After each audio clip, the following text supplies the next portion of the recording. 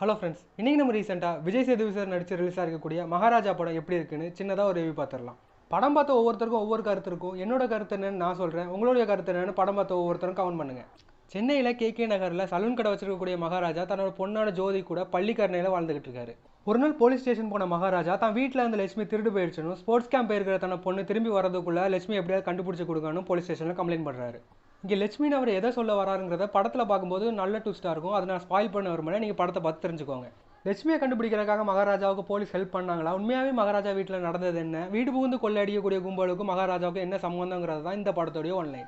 மகாராஜாங்கிற கேரக்டரில் விஜய் சேதுபதியும் அவரோட பொண்ணான ஜோதிக்கிற கேரக்டரில் சச்சினா நெமிதாஸும் நடிச்சிருக்காங்க. யார்கிட்டையும் சிரிச்சு பேசாத இறுக்கமான முகத்தோடையும் மகளுக்காக எதையும் செய்யக்கூடிய ஒரு அப்பாவாகவும் லட்சுமியோட கதையை யதார்த்த நடிப்போடு சொல்கிறதுலையும் மொத்த படத்தையும் ஒத்தையால் கொண்டு போயிருக்காரு விஜய் சேதுபதி. அதுலேயும் கிளைமேக்ஸில் தடுமாற்றத்தோட வால் வீசுறது, வில்லனை நேருக்கு நேராக பார்க்குறதுன்னு தன்னோட ஹாஃப் செஞ்சுரி படத்தில் தன்னோட அசர வைக்கிற நடிப்பால் செஞ்சுரி அடிச்சிருக்காரு.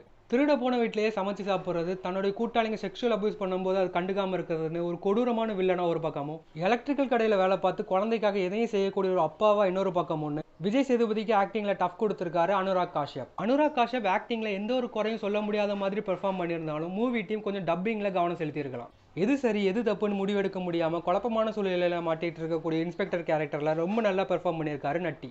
இதை தவிர சிங்கம்புலி, முனிஷ்காந்த்னு சின்ன சின்ன கேரக்டர்ஸ் கூட தங்களுக்கு கொடுத்த வேலையை ரொம்ப நல்லா பண்ணியிருக்காங்க. அடுத்து என்ன நடக்க போகுதுங்கிற கேள்வி எழுப்பக்கூடிய ஸ்க்ரீன் பிளே தான் படத்துக்கு பலம் அமைஞ்சிருக்குனாலும் அஜினிஸ் லோக்நாத்தோடைய பிஜிஎம் அதை இன்னும் என்ஹான்ஸ் பண்ணியிருக்கு. வைரமுத்து லிரிக்ஸில் வந்திருக்கக்கூடிய ஒரு பாட்டு கதைக்கு தேவைப்படாமல் இருந்திருந்தாலும் கூட அது கதையோட ஓட்டத்தை எந்த வகையிலையும் தொந்தரவு செய்யாமல் வந்துட்டு போயிருக்கு. ஸ்டட் மாஸ்டர் அனரசு இன்டர்வலுக்கு முன்னாடி சூப்பரான ஒரு ஃபைட் சீனாக கோரியோகிராஃப் பண்ணியிருக்காரு. படத்தை கிளீஷாக கொண்டு போயிருந்தா அடுத்தடுத்து என்ன நடக்க போகுதுங்கிறத ஈஸியாக கணிக்கக்கூடிய ஒரு கதையை தன்னோட நான் லீனியர் ஸ்க்ரீன் பிளேவால் சூப்பரான ஒரு படத்தை கொடுத்துருக்காரு டேரக்டர் நிதிலன். ஃபாஸ்ட்டாக நடந்து போகிற ஃபர்ஸ்ட் ஹாஃபும் அடுத்து என்ன நடக்க போகுதுன்னு பதட்டத்தை தரக்கூடிய செகண்ட் ஹாஃபும் ஒரு நார்மலான கதையை சூப்பரான ஒரு படமாக மாற்றிருக்கு.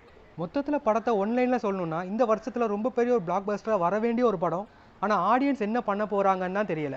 நல்ல படம் வரும்போது பார்க்காம ஃப்ளாப் ஆக்கி விட்டுட்டு ப்ரொடியூசர்ஸ் எல்லாத்தையும் நல்ல படம் பண்ணுறதுக்கு முன் வர விடாமல் பண்ணிவிட்டு அப்புறம் மற்ற மொழி படங்களில் தான் நல்ல படம் வருது, நம்ம டேரக்டர்ஸ்க்கு நல்ல படமே எடுக்க தெரியலன்னு குறை சொல்கிற ஆடியன்ஸை என்ன தான் செய்கிறது. பார்க்கலாம் மக்கள் சொந்த மொழியில் வரக்கூடிய நல்ல படங்களை எந்த அளவுக்கு கொண்டாடுறாங்கன்னு.